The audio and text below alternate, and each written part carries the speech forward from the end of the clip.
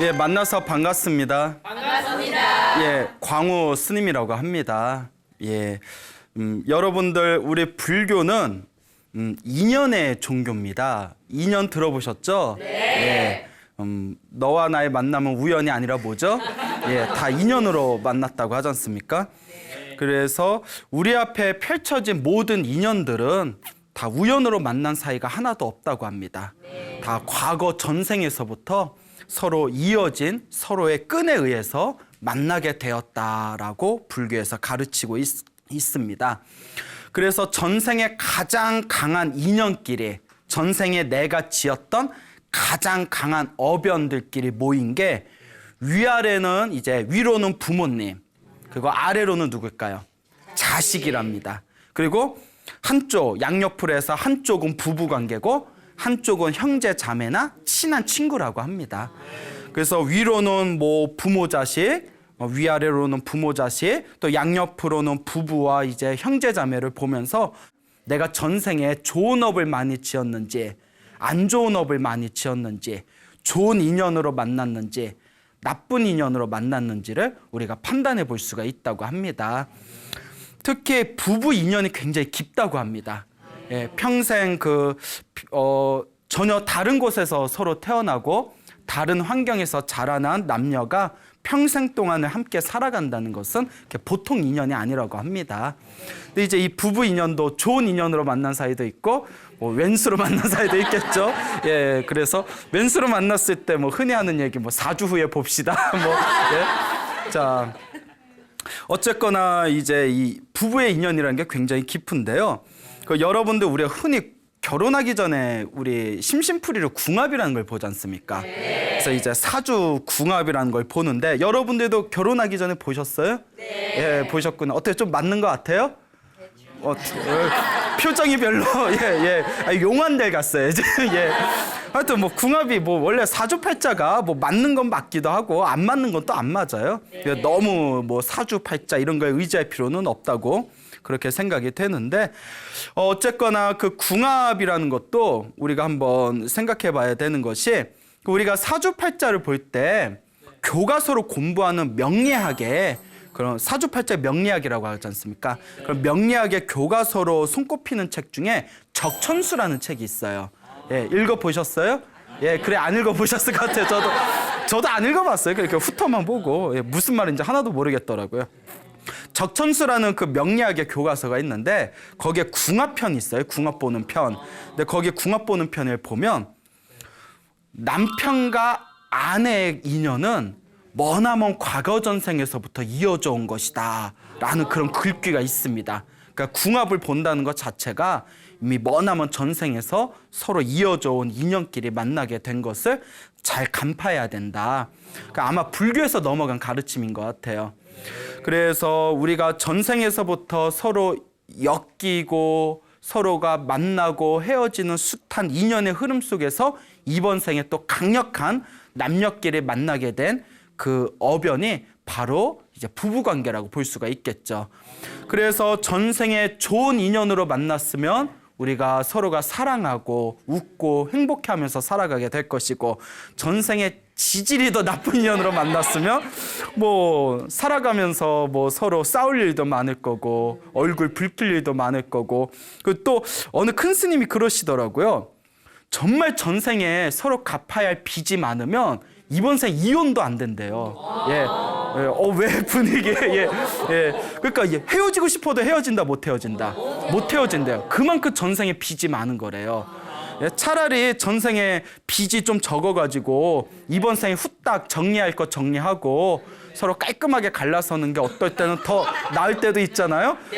갑자기 이혼을 장려하는 듯한 이 분위기가 되는데 아니 물론 뭐 여러분 이혼하시라는 얘기가 아니라 그만큼 빚이 많으면 헤어지고 싶어도 못 헤어지고 계속 얼굴 붉히고 싸워야 된다 이런 이야기가 있습니다. 그래서 불교에서는 내가 전생에 어떤 어변들, 인연들끼리 만난 것이기 때문에 이번 생에 잘 풀어나가야 된다라고 또 우리 불교에서는 가르치고 있죠. 그래서 이번 생에 만난 그 인연을 잘 풀지 못하면 다음 생에 또 만난대요. 예, 지겹죠. 예, 엄청 강하게 그냥 반응하시는데 또 지겹죠. 아, 그 인간 또 만나야 돼.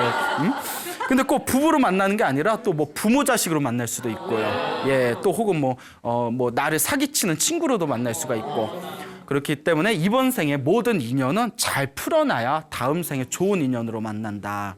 그런 것을 우리가 잘 기억해 둘 필요가 있습니다.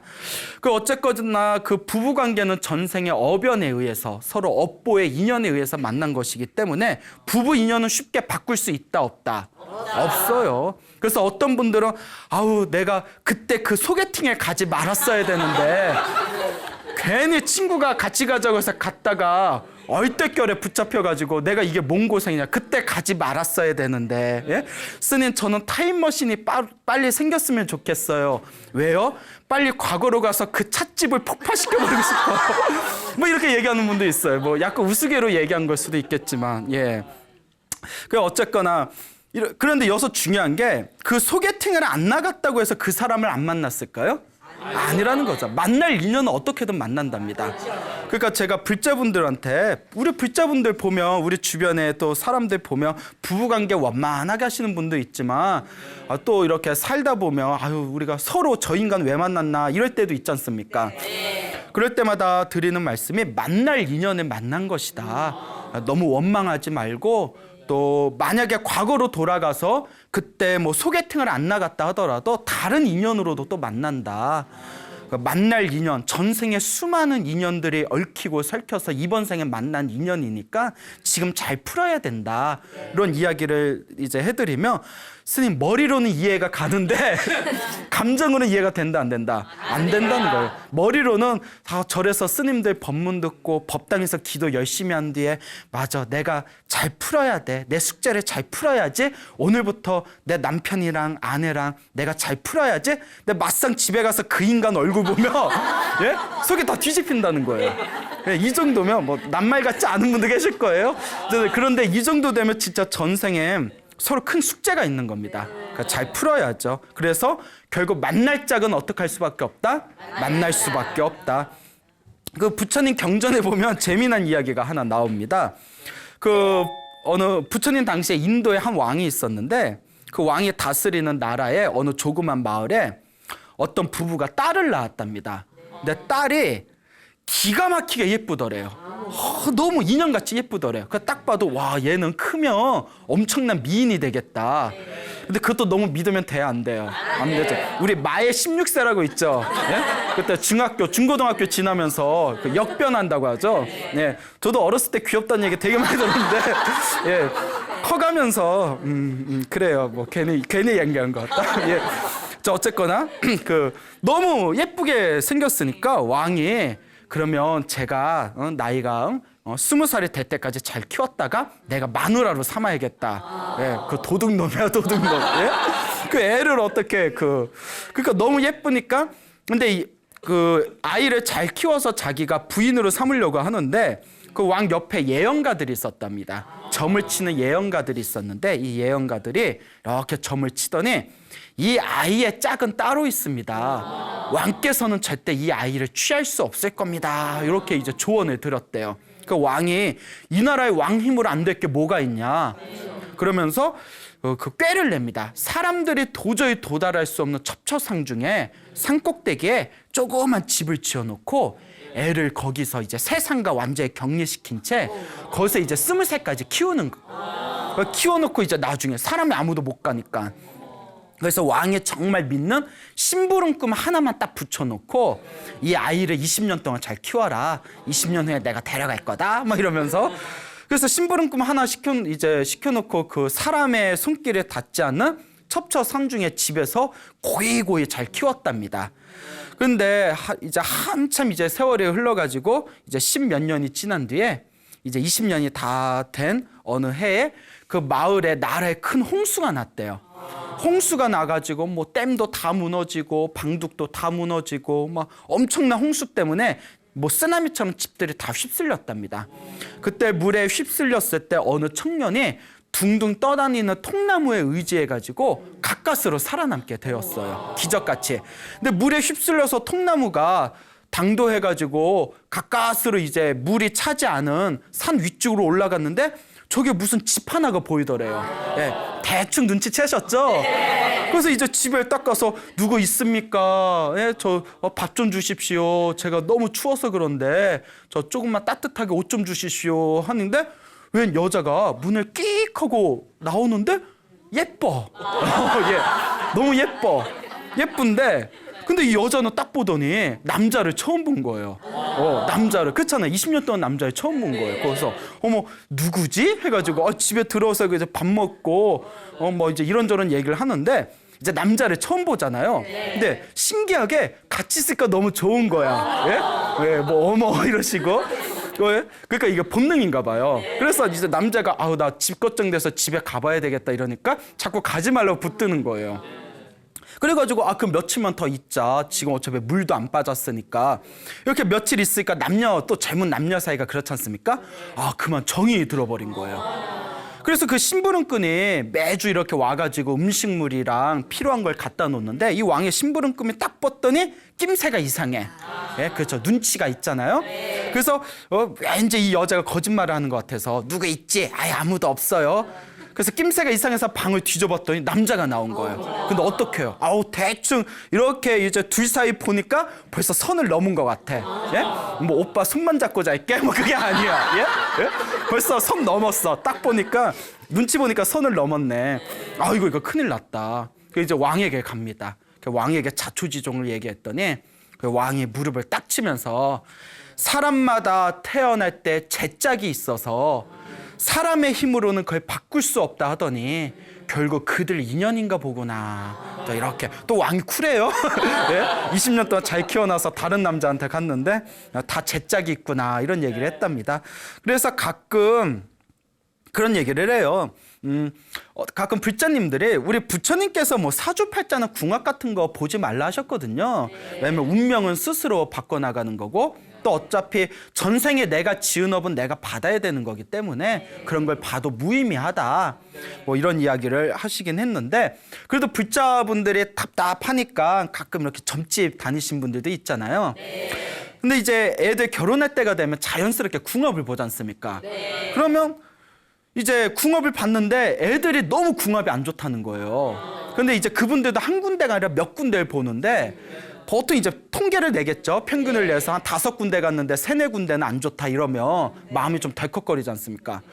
그래서 스님들한테 찾아와서 상담을 하지 않습니까? 스님 궁합이 안 좋다는데 둘이 죽고 못 살겠다는데 어떡해요? 이제 스님들 할 수 있는 얘기가 자기 인연 따라 만나는 거다. 궁합이 나쁘다고 해서 막는다고 그 사람들이 헤어지는 것도 아니고 궁합이 잘 맞는다고 해서 그 사람들 보고 사귀라고 한다고 100년애로 하면서 오래 사는 것도 아니더라. 다 전생의 어변에 의해서 다 자기들이 이번 생에 만나는 것이니까 둘이 헤어지면 그만이고 만약에 궁합이 나쁘다고 한데도 만약에 결혼해서 살아간다면 그냥 열심히 아이들을 위해서 기도해 줘라. 또 이렇게 이제 말씀을 드렸던 적이 있습니다. 그래서 예전에 어느 큰 스님이 이런 말씀을 해주시더라고요. 굉장히 이렇게 궁합이 안 좋은 그 아이들이 있어서 그 어머님이 되시는 분이 독실한 불자였는데 스님 어떡할까요? 하고 여쭤보니까 그러면 아이들이 서로 궁합이 안 맞고 서로 만약에 살아가면서 만약에 장애가 일어난다면 전생에 업보가 두꺼워서 그런 거니까 아이들을 위해서 기도를 많이 해주고 방생을 좀 많이 해라 이랬대요. 그분이 거의 부산 분이었나 봐요. 그래서 이렇게 배 타고 가서 애들 혼수 장난한다 생각하고 그냥 좀 이렇게 넉넉하게 물고기 좀 산 뒤에 바다에다가 이렇게 방생을 많이 해주면 기도하고 방생한 공덕으로 아이들이 잘 살게 될 거다. 그래서 그 보살님이 어른 스님의 이제 말씀을 듣고 그 바다에 나가서 물고기도 엄청나게 방생하고 아이들을 위해서 기도를 많이 해줬는데 지금 되게 잘 산대요. 엄청 잘 산다. 근데 여기 이제 문제가 뭐냐면 방생을 안 해도 원래 잘 살 애들이었는지 아니면 원래 못 살 애들인데 방생을 해줘서 잘 산 건지. 근데 우리는 어느 쪽에다 점수를 줘야 될까요? 이왕이면 방생을 해서 잘 살게 되었다. 또 이렇게 생각하는 게 또 이제 좋을 것 같습니다. 네, 뭐 아님 말고 어쨌거나 방생한 공덕은 있으니까요. 자기가 살아있는 생명, 죽어갈 수 있는 그런 생명을 살 수 있도록 풀어준 거는 굉장히 큰 공덕이 되는 겁니다. 자, 이와 같이 이 궁합이라는 거, 이번 생에 만나는 인연이라는 것이 굉장히 묘합니다. 그래서 여러분들한테 거듭 말씀을 드렸지만 다 전생에서 이어져 내려온 인연들이다. 그러니까 여러분들 결혼 안 하신 분들도 너무 걱정하실 필요 없어요. 자기 짝인 언젠가 나타난다, 안 나타난다? 나타난다. 나타나는 게 정상인데 문제는 뿌려놓은 씨앗이 없을 경우에, 인연이 없을 경우에 난 만난다, 못 만난다? 못 만나죠. 내가 만날 인연을 못 만들었으면. 그 여러분들이 있을까 없을까? 잘 여러분들의 그 인연을 잘 심고 잘 한번 개척해 보시기를 바랍니다. 부처님, 우리 석가모니 부처님께서 원래 출가하시기 전에 인도의 왕자였습니다. 그렇죠. 그 인도, 지금으로 치면 네팔 부근의 그 카필라 성이라는 곳에 그 조그만 나라의 왕자셨는데, 그때 이름이 이제 시다르타 왕자였어요. 시다르타 왕자. 근데 이 부처님이 출가하시기 전에 이 시다르타 왕자였을 때 16살이라는 이야기도 있고요. 또 다른 책에는 19살이라는 이야기도 있는데, 16살이든 19살이든 하여튼 10대 중후반에 결혼을 하십니다. 뭐 그 당시에는 빠른 것도 아니죠. 옛날에는 일찍 결혼했으니까. 그때 결혼한 아가씨가 야쇼다라 공주였습니다. 야쇼다라라는 이름을 가진 공주였는데 굉장히 예뻤대요. 엄청나게 예뻤대요. 뭐 얼굴 보고 뽑았나? 하여튼 엄청난 미인이었기 때문에 모든 그 왕족과 귀족들이 야쇼다라와 결혼하고 싶어가지고 결국 야쇼다라의 아버지가 조건을 겁니다. 큰 이제 저기 대회를 열 테니까 그 대회에서 우승한 사람을 내 딸과 결혼시키겠다. 그만큼 인기가 많았나 봐요. 그래서 어쨌거나 야쇼다라와 공주와 결혼한 걸 보면 누가 1등을 했을까요? 그렇죠. 시다르타 왕자가 1등을 했겠죠. 그래서 이제 둘이 딱 결혼을 했는데 어느 날 출가하고 싶다는 생각을 일으키게 됩니다. 이제 출가를 해서 깨달음을 얻겠다. 아, 인생이 모두 무상하구나. 다 덧없구나. 어렸을 때 한 나라의 왕자로 태어나서 모든 쾌락을 다 누려봤지 않습니까? 아, 모든 쾌락이라는 게 무의미하구나라는 것을 느끼고 나서 이제 내가 출가해야지. 출가해서 깨달음을 얻어야지 하고 있을 때 그때 28살이었습니다. 28살에 그래. 출가하자. 집을 도망가서라도 출가를 하자 하는데 갑자기 자기 아내인 야쇼다라 공주가 아이를 가졌다. 임신을 했다라는 소식을 딱 듣게 됩니다. 그런데 자기가 그냥 도망가 버리면 부인이 충격받을 거 아니에요. 근데 한참 임신하고 있을 때 그렇게 모진 그런 어떤 자기가 일을 할 수가 있겠느냐라는 생각이 들면서 출가를 순간 포기하게 됩니다. 아내가 임신했다는 그런 이제 이야기를 듣고 그러면서 라훌라라고 외칩니다. 라훌라. 라훌라의 뜻이 장애물이란 뜻이래요. 장애. 누구 때문에? 아이 때문에, 임신한 아이 때문에 내가 출가에 장애가 생겼구나. 그래서 장애물, 라훌라. 그래서 나중에 그 아들을 낳았는데 아들의 이름이 뭐가 됐어요? 라훌라가 됐어요. 아들 이름이 장애물이야. 그렇죠. 어쨌거나 이제 라훌라를 낳게 되는데 몇 달 후에 그때 이제 29살이 되시는 거죠. 시다르타 왕자가 29살이 되었을 때 결국 야쇼다라 공주가 아들을 낳고 또 이제 이름이 라훌라가 되었나 봅니다. 아들을 낳은 뒤에 그 성에 나라의 큰 축제가 펼쳐지게 됩니다. 이제 축제가 몇 날 며칠 동안 축제가 다 끝난 뒤에 드디어 이제 시다르타 왕자가 결심을 하게 됩니다. 자, 이제 내 아내가 아들을 낳았고 또 이제 건강한 아들을 통해서 내가 없어도 또 왕위를 계승할 사람이 생겼고 그러니까 더 이상 내가 미련 갖지 말고 빨리 가자. 그리고 이제 야밤도주를 하시게 되죠. 그 성을 뛰어넘어서 출가를 하시게 됩니다. 29살에. 그렇게 29살에 출가를 하셔서 6년 동안 수행을 하십니다. 그래서 35살에 드디어 보리수 나무 아래에서 완전한 깨달음을 얻으시고 이른바 눈을 뜬 자, 깨달음을 얻은 자 붓다가 되십니다. 붓다. 이 붓다가 우리 한국말로는 부처님이라고 부르게 되는 거죠. 위대한 성자, 깨달음을 얻으신 분, 붓다. 부처님이 되신 뒤에 이제 수많은 제자들을 길러내시고 수많은 사람들에게 법을 펼치시다가 깨달음을 얻고 몇 년 후에 고향의 카필라성에 들어가시게 됩니다. 이제 수많은 제자들을 데리고 이제 부모님을 제도하기 위해서 또 자기의 고향 사람들에게 법을 펼치기 위해서 카필라성에 들어가게 됐는데 카필라성에 딱 들어갔을 때 아버지인 이제 전반왕도 나와서 환영하고 어머니가 부처님은 어머님 마야 부인이 7일 만에 돌아가셨잖아요. 예, 부처님을 낳으시고 7일 만에 돌아가셨기 때문에 자기를 키워주신 이모인 마하파자파티도 앞에 나와서 이제 부처님을 환영을 하고 수많은 왕족과 귀족과 수많은 사람들이 와서 부처님과 부처님의 제자들을 환영했는데 한 사람이 안 나왔대요. 누가 안 나왔을까요? 예, 부인 야쇼다라가 안 나왔답니다. 예, 그렇죠. 삐졌다는 얘기가 있어요. 삐져가지고 안 나왔대요.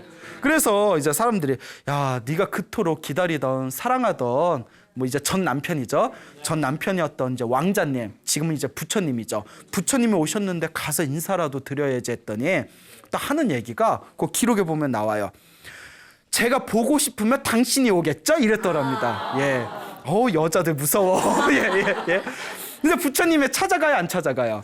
안 찾아가시죠. 예. 부처님은 이미 전 남편이었을 때는 왕자였지만 지금은 머리를 깎은 수행자시고 수많은 사람들의 종교 지도자인데 어떻게 전 부인을 따로 찾아가겠어요, 부처님께서. 그러니까 부처님도 뭐 오거나 말거나 뭐. 그러니까 야쇼다라가 굉장히 얼굴이 예뻤지만 또 엄청나게 자존심이 높았대요. 그래서 우리가 꼴값 한다고 하죠. 꼴값, 얼굴값 한다 이런 말 하잖아요. 엄청나게 자존심이 높았는데 이제 부처님이 자기 찾아오지도 않고 자기가 찾아가자니 괜히 뭐 자기가 지는 듯한 느낌. 자기가 나 버려놓고 내가 왜 찾아가? 뭐 이런 생각도 들 수 있을 거고. 그때 야쇼다라가 이제 아들인 라울라가 이만큼 컸을 거 아니에요. 지금은 유치원생 정도 됐을 거 아니야. 저분이 너의 아버님이시다. 아버지한테 가서 아버지 저 유산 좀 주세요. 저에게 아버지 여기 고향 이제 떠나시기 전에 하나뿐이 없는 아들인 저에게 유산을 주십시오. 이렇게 부탁해라 이러더래요. 그러니까 이제 스님인데 아버지가 어쨌건 이제 라울라가 엄마가 시키는 대로 쫄랑쫄랑 가가지고 이제 부처님의 이제 승복을 잡아 당깁니다. 그 부처님이 이렇게 보시니까 아버지 이러는 거예요. 예? 그 아버지 하면서 저에게 유산을 주십시오 이러니까 부처님께서 다 미소를 지으면서 그래 내가 너에게 유산을 주마 가자꾸나 하고 그 라울라를 데리고 성 밖에 있는 사원에 가서 머리를 깎여서 동자승으로 만들어버린 거예요. 예? 그러니까 야쇼다라가 돌아버리겠는 거예요. 남편이 머리 깎고 스님 된 것도 너무나 속상해 죽겠는데 하나뿐이 없는 자기가 믿고 의지하는 아들까지 데려가가지고 머리를 깎여서 출가를 시켰으니 이건 나라가 발칵 뒤집혀진 거예요. 그러니까 그 부처님의 아버지였던 이 정반왕이 부처님한테 찾아가서 차마 부처님한테 다시 데려오란 말은 못하고 아들이었던 분이 출가했을 때에도 저는 가슴이 찢어지는 줄 알았습니다. 그런데 그나마 의지하던 손자까지 데려가 버리니 제 가슴이 너무나 아픕니다. 다음부터 미성년자는 나이가 어린 아이가 출가할 때는 반드시 부모님 허락을 받고 머리를 깎이도록 해주십시오 라고 정중하게 부탁을 해서 그때부터 이제 불교에서는 부처님의 계율이 미성년자가 출가할 때는 부모님의 허락을 받아야 된다라는 가르침이 있습니다. 자, 어쨌거나 이렇게 남편이었던 사람도 출가해서 부처님이 되셨고 아들이었던 라울라도 유산 달라고 했다가 쪼로로 가가지고 그 얼떨결에 머리 깎이고 그래서 이 야쇼다라도 결국 나중에 그 나라의 왕이었던 정반왕이 돌아가시고 이제 정반왕의 이제 부인이자 부처님의 이모였던 마하파자파티가 이제 남편도 없고 한데 제가 세상에 무슨 의미가 있겠습니까? 저를 출가시켜 주십시오 해서 이모였던 마하파자파티가 최초의 비구니가 됩니다. 그리고 마하파자파티가 이제 출가하면서 그 당시에 석가족의 수많은 여인들도 따라서 출가를 하게 되고 또 그와 함께 야쇼다라도 머리를 깎고 출가하게 돼요. 남편도 뭐 부처님이 돼버렸고 의지하던 아들도 스님이 됐으니 아유 내가 무슨 의미가 있겠냐. 그래서 이제 머리를 깎고 이제 출가를 하게 됐는데 그 전에 내려오는 얘기에 의하면 야쇼다라가 처음에 비구니가 된 뒤에 부처님 말씀을 잘 안 들었다는 얘기가 있어요. 예? 그래서 이게 정확한 얘기인지 모르겠는데 어느 그 경전을 공부하신 어른 스님께서 어디에 나온다 하고 얘기해 주셨는데 부처님이 비구니들 모아놓고 이렇게 법문을 하시면 비구니들이 막 눈에서 하트가 막 뿅뿅뿅 되면서 우리 부처님은 어쩜 저렇게 잘생기시고 법문도 잘하시고 어쩜 저렇게 훌륭하실까, 우리가 저분의 제자라는 게 너무나 행복하다 이러고 있는데 저 구석에서 흥 하는 소리가 들린대요. 콧소리가 흥 하는 소리가 들려서 부처님 법문하는데 불경하잖아요. 그래서 뭔 소린가 하고 봤더니 누구겠어요? 야쇼다라. 예, 야쇼다라가 부처님 법문하시면 뒤에서 흥 막 이러고 뭐 그랬던 얘기가 있대요. 예, 저도 그 어디에 나오는 내용인가 찾아보려는데 저는 못 찾아봤는데 예, 저기 이제 공부를 굉장히 많이 하신 스님께서 그런 이야기를 이제 해주신 적이 있습니다. 그런데 나중에 결국 야쇼다라도 열심히 수행을 해서 깨달음을 얻게 됩니다. 모든 번뇌와 욕망이 사라진 위대한 깨달음을 얻은 뒤에는 이제 그 뒤로는 그런 일들이 사라졌다. 마음의 모든 번뇌가 사라진 거죠. 근데 이제 제자들이 부처님 야쇼다라는 왜 저럽니까? 이랬을 때 부처님께서 야쇼다라는 과거 전생에서부터 굉장히 자존심이 높았다. 이번 생에도 아직 그 자존심을 놓지 못한 것이다. 이러면서 야쇼다라와 있었던 전생의 인연담을 이제 제자들에게 법문을 설하십니다. 머나먼 과거 전생, 한량없는 과거 전생에 연등 부처님이 계셨대요. 연등 부처님이 계셨는데 이 연등 부처님이 석가모니 부처님으로부터 24번째 전에 부처님이세요. 예, 그 석가모니 부처님 이전에 가섭불이 있었고 가섭불 이전에 또 다른 부처님들이 계셨는데 석가모니 부처님 이전에 24번째 전에 부처님이 연등 부처님입니다. 그 당시 선해라는 이름을 가진 수행자가 있었대요. 이 선해라는 이름을 가진 수행자가 산에서 수행을 하는데 연등 부처님께서 그 도시에 오신다는 이야기를 듣게 됩니다. 그래서 연등 부처님을 뵙기가 참으로 힘든데 이렇게 이 나라에 오시는 이거는 참으로 아주 소중한 인연이다. 내가 연등 부처님께 연꽃을 올려야겠다. 꽃을 올려야 되겠다 해서 꽃을 사려고 도시에 나와 보니까 사람들이 이미 다 부처님께 올릴 연꽃을 사람들이 다 사가는 바람에 올릴 연꽃이 없는 거예요. 우리는 지금 막 이렇게 연등 달듯이 부처님 오신 날에 연등 달듯이 부처님께 연꽃을 올리는 의식이 있었나 봐요. 연꽃 없나 연꽃을 부르짖으면서 다니는데 저게 웬 예쁘장하게 생긴 아가씨가 연꽃 7송이를 가지고 지나가는 거예요. 깜짝 놀라가지고 그 아가씨한테 가서 아가씨 그 연꽃을 내가 달라는 대로 돈을 다 드릴 테니까 그 연꽃송이를 저한테 파십시오. 그러니까 그 아가씨가 이렇게 보더니 돈이 있어요? 그러니까 네 있다고 얼마든지 드릴 테니까 그 어마어마한 돈을 이렇게 액수를 제시했대요. 네? 뭐 황금 몇백만 냥 뭐 이러면서 그 한 뭐 넉넉 잡아야 한 7냥도 안 될 거 뭐 황금 몇백만 냥 하면 우리 같으면 안 사고 마라 이럴 텐데 그 돈을 다 드릴 테니 파십시오 이러는 거예요. 그러니까 깜짝 놀라서 이렇게 이 사람이 왜 이 꽃을 그렇게 사가려고 하는가 싶어서 봤더니 이거 또 남자가 잘생겼어. 예? 또 남자가 잘생겼어.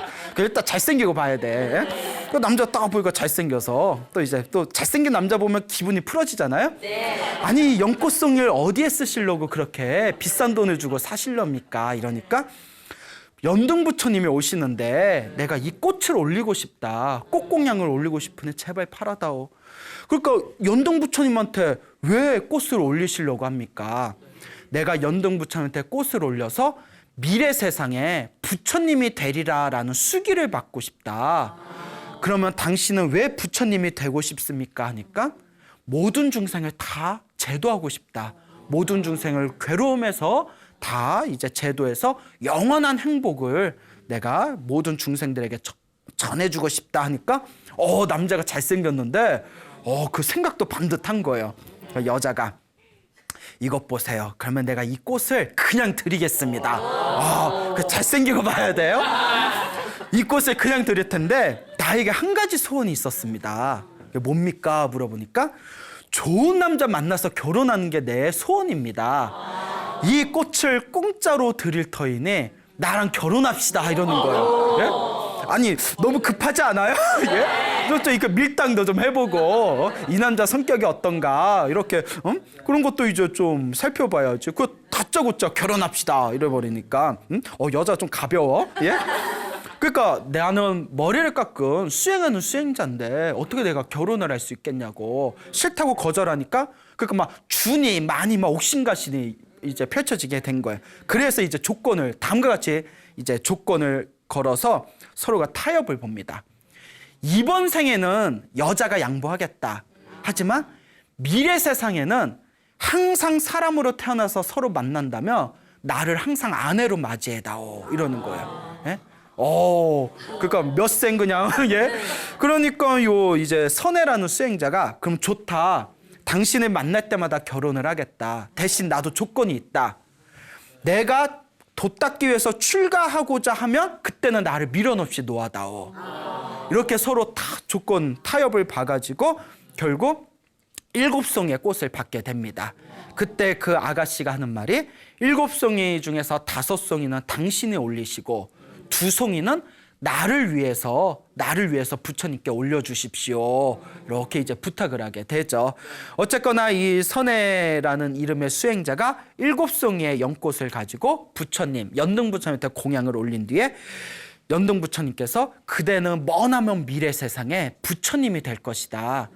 부처님으로 세상에 출현할 때 그대의 이름은 석가모니 부처님이라고 불리우게 될 것이다 라는 수기를 받게 됩니다. 그래서 그 선혜라는 수행자가 바로 지금 이번 생에 석가모니 부처님이시고 그때 서로 만날 때마다 나를 아내로 맞아주십시오. 당신을 아내로 맞아줄 테니 내가 출가한다고 할 때마다 나를 미련 없이 놓아주십시오 하고 약속했던 그 아가씨가 이번 생에 바로 누구다? 야쇼다라다라는 그런 이야기를 불제자들한테 법문을 하는 그런 내용이 있습니다. 그러니까 머나먼 과거 전생의 인연에서 또한 만난 게 바로 우리 시다르타 왕자와 야쇼다라의 인연이 되겠습니다. 이와 같이 이번 생에 서로 부부로 만난다는 것이 엄청나게 지중한 인연이다라는 것을 우리가 기억하고 생각해 봐야 할 것입니다. 부처님의 경전에 보면 또 재미난 이야기가 하나 있어요. 이 하늘세계, 불교에서는 하늘세계가 28가지가 있다고 합니다. 28천. 다른 종교에는 하늘세계가 하나가 있잖아요. 천국이. 근데 불교는 28개 하늘세계가 있대요. 그 28개 하늘세계 중에서 도리천이라는 하늘세계가 있습니다. 도리천. 들어보셨죠? 네. 예, 진짜 들어보셨어요? 예. 그 도리천이라는 하늘세계가 있는데 그 도리천의 하늘세계에 말라발이라는 이름의 말라발이 이상해요. 뭐 삐쩍 말랐나? 말라발이라는 이름의 천신이 있었다고 합니다. 근데 이 하늘세계 도리천의 천신이었던 말라발이는 자기한테 1000명의 선녀가 부인으로 두고 있었네요. 예, 1000명의. 그래서 한쪽에는 500명, 한쪽에는 500명 해서 1000명의 선녀를 부인으로 두고 있었다. 예, 놀랍네요. 예. 그래서 이 하늘세계의 천신이 말라바리가 1000명의 자기의 아내, 선녀들을 데리고 그 꼭동산, 하늘세계 꼭동산에 가서 꽃놀이를 했대요. 막 꽃을 막 던지면서 나 잡아봐라 이러면 1000명이 막 잡아가지고 자 어쨌거나 이렇게 꽃놀이를 하다가 그 중에 선녀 하나가 갑자기 목숨이 다해서 하늘세계에서 뚝 떨어졌답니다. 수명이 다해서. 그래서 경전에 보면 하늘세계에서 죽는 경우가 다음과 같이 있답니다. 첫째는 그냥 수명이 다해서. 둘째는 하늘세계 악마들이 쳐들어왔을 때 싸우다가 죽는 경우. 뭐 무슨 판타지 소설 같죠? 그 다음에 이제 세 번째는 화를 내면 또 죽는답니다. 하늘세계 천신들은 화를 너무 심하게 내면 죽는데요. 그 다음에 또 이유가 하늘세계는 너무나 쾌락에 가득해서 노느라고 굶어 죽는데요. 그 경전에 나와요. 하늘세계 천신들도 기본적인 영양분은 섭취해야 되는데 너무 좋으니까 오늘도 달려 막 하다가 오늘만 달릴 줄 알았더니 한 3개월 달리다가 굶어 죽는 거예요. 그 정도로 쾌락이 가득한 세계가 천상세계인데 이 선녀 하나가 수명이 다해서 갑자기 하늘세계에서 이제 떨어지게 됩니다. 수명이 이제 복이 다한 거죠. 그래서 부처님이 계시던 시대의 인간 세상에 어느 여인의 자궁 속에 들어가게 됩니다. 그리고 10달 후에 딸로 태어나게 돼요. 근데 놀라운 게 보통 사람은 태어날 때 자기의 전생을 다 잊어버립니다. 그런데 우리가 뭐 그 서양에서 연구하고 있는 전생을 기억하는 사람들 뭐 이래가지고 전생을 연구하는 그런 사람들이 있는데 간혹 사람들 중에 정말 뭐 몇백만 명 중에 한 명꼴로 전생을 기억하는 사람들이 있답니다. 그거 보셨죠? 예, 그 이렇게 다큐멘터리로도 나오는데 어쨌거나 이 선녀였던 이 아가씨가 딸로 태어났는데 이 딸로 태어난 이 아이가 자기의 전생을 다 기억을 하는 겁니다. 그러면서 아이고 내 집은 저 도리천인데 빨리 내 남편인 말라바리 옆으로 가고 싶다 이런 생각이 드는 거예요. 이제 아장아장 이제 걸을 정도로 이제 컸을 때 항상 절에 가가지고 향을 피우고 부처님한테 절을 하고 스님들한테 절을 하면서 마음속으로 저를 빨리 하늘세계 도리천 말라바리 남편 옆으로 돌려보내주세요 하고 항상 기도를 올렸답니다. 그러다가 이제 16살에 결혼을 하게 됩니다. 이 아가씨가 16살에 결혼을 했는데 결혼을 해서 남편이 있음에도 불구하고 항상 이제 자기의 남편이 말라바리 옆으로 돌아가게 해주세요라는 마음을 품고 그 스님들에게 열심히 봉사하고 공양을 올리면서 합장을 하면서 항상 발언하기를 이 공덕으로 제 남편 곁에서 항상 행복하게 해주십시오라고 부탁을 했답니다. 그러니까 스님들이 야 저렇게 남편을 존경하고 저렇게 남편을 존중하다니 그래서 이 아가씨의 별명을 빠따 뿌지까라고 이름을 지어줬다고 합니다. 빠따 뿌지까의 뜻이 남편을 존경하는 자, 남편을 존중하는 자란 뜻이래요. 근데 사실 그 남편이 같이 살고 있는 남편이 아니라 하늘에 있는 천신 말라바리를 뜻하는 건데 그러니까 지금 남편이 알면 얼마나 속상하겠어요. 예, 당장 이혼감이지. 내가 같이 사는데요. 딴 남편을. 자, 어쨌거나 이와 같이 열심히 복을 지으면서 스님들께 항상 공양을 올리고 열심히 봉사를 했다고 합니다. 그러다가 시간이 세월이 무럭무럭 지나고 나서 아이 4명을 낳게 됩니다. 예, 결혼을 하고 아이를 4명을 낳다가 또 열심히 스님들께 봉사하다가 어느 날 목숨이 다해서 갑자기 죽게 됩니다. 갑자기 목숨이 끊긴 뒤에 이 빠따뿌지까 이 여인네가 당연히 어디에 태어났겠어요?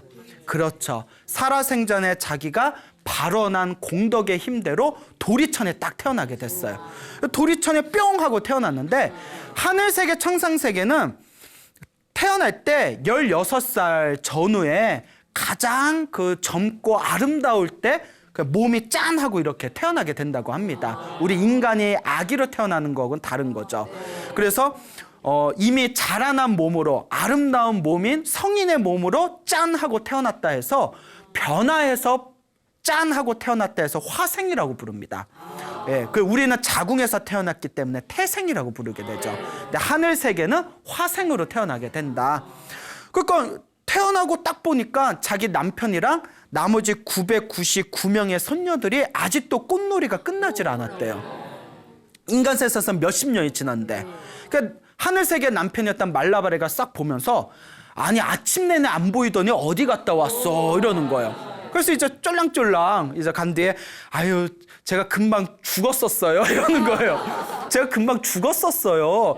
그거 이 말라바리 천신이 에이 장난치지 마소. 그 무슨 말이요 하니까 요 이제 선녀가 다시 천신 도리천에 태어나게 된 이 선녀가 자초지종을 설명하게 됩니다. 그렇게 자초지종을 설명하면서 제가 열심히 복을 지은 덕분에 다시 당신 옆에 태어나게 된 것입니다. 라는 이제 훈훈한 이야기가 펼쳐지게 되죠. 자, 이 이야기가 경전에 보면 하늘 세계 하루와 인간 세계 100년은 똑같답니다. 그래서 인간 세상에서 몇십 년을 살아봤자 하늘 세계 태어났을 때는 아직 반나절도 지난 게 아니라는 거예요. 그렇기 때문에 이제 서로 그와 같은 아니 어디 갔다 왔어? 예, 죽다가 지금 살아나서 온 거예요. 이런 대화가 펼쳐지게 된 거죠. 그 다음 날 이 빠따뿌지까가 죽고 그 다음 날 스님들이 다시 그 마을에 찾아와서 탁발을 하는데 항상 자기들을 위해서 봉사해준 어머니 같은 존재였던 빠따뿌지까가 보이질 않는 겁니다. 사람들한테 빠따뿌지까가 어디 갔습니까? 하니까 어제 갑자기 세상을 떠났습니다. 그 스님들이 막 슬퍼서 눈물이 그렁그렁 하는 거예요. 그렇게 우리 스님들을 위해서 봉사해주고 복도 많이 짓고 정말 어머니나 누나나 그런 분이었는데, 이모 같은 분이었는데 다들 슬픔을 안고 이제 절로 돌아와서 부처님께 인사를 드리면서, 부처님, 우리를 위해서 한결같이 봉사해줬던 빠따뿌지가가 세상을 떠났다고 합니다. 그 사람은 지금 어디에 태어났겠습니까? 하고 여쭤봅니다. 그때 부처님께서 남편 곁에 있다. 부처님은 다 꿰뚫어 보시니까 남편 곁에 있다.